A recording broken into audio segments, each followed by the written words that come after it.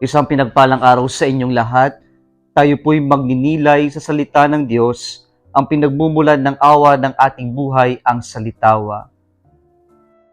Marami tayong bakit sa buhay, at ito ay mas lumalalim kapag po nakakaranas tayo ng mga trahedya sa buhay natin, o mga misfortunes, o mga dagok ng buhay.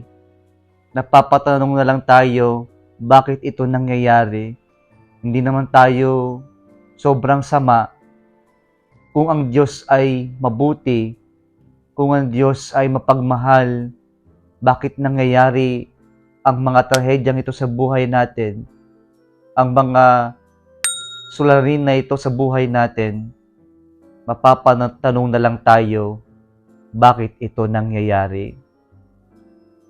Mga kapatid, ang kadalasan nating naiisip ay tayo ay pinaparusahan ng Diyos sa mga paghihirap natin sa buhay. Ngunit hindi po ito ang pamamaraan ng Diyos. Ang mga Hudyo sa ating ebanghelyo ngayon, ganyan ang kanilang pananaw, na ang malubhang karamdaman o sakit, ang kamatayan, ang pighati sa buhay, trahedya, ay pagpaparusa ng Diyos gawa ng kasalanan. But Jesus disagrees in this kind of mentality. And to prove his point, Jesus goes back to two incidents. Perhaps these are new incidents. The first one is when Pilate desecrated the temple precinct and mixed the blood of the Galileans he killed in the sacrifice. And the second incident is when the tower at Siloam collapsed and killed 18 people instantly. The point of Jesus here is when he asks, do you think that they are more sinful or than other people just because these incidents, these tragedies happen to them?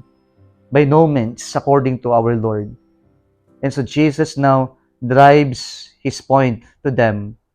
He tells them that if they do not repent, they will perish like them or more miserably than the experience or incidents in these two occasions.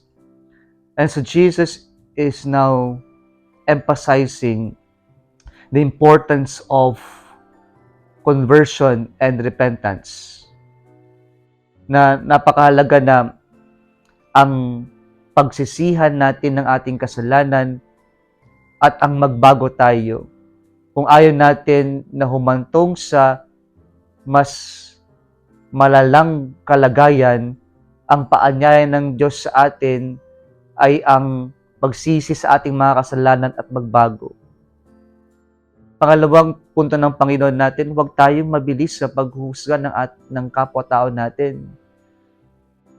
Marahil siguro, ang bilis natin husgahan na ganyan yung nangyayari sa kanya dahil masama siya.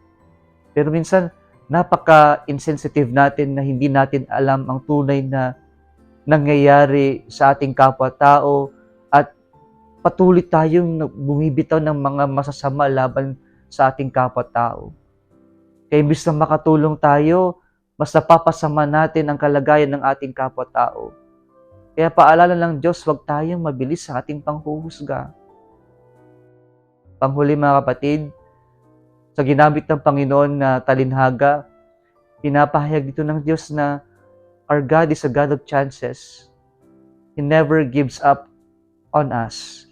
He continues to hope in us that we will acknowledge our sins, humble ourselves, repent, and believe once again to the Lord and embrace His mercy and forgiveness, so that as we embrace His mercy and forgiveness, we will be transformed to the person that God wants us to become.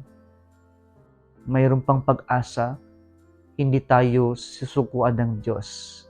Kaya wag din natin sukuan ang ating sarili.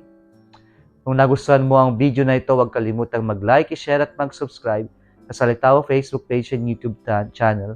Muli isang pinagpalang araw sa inyong lahat.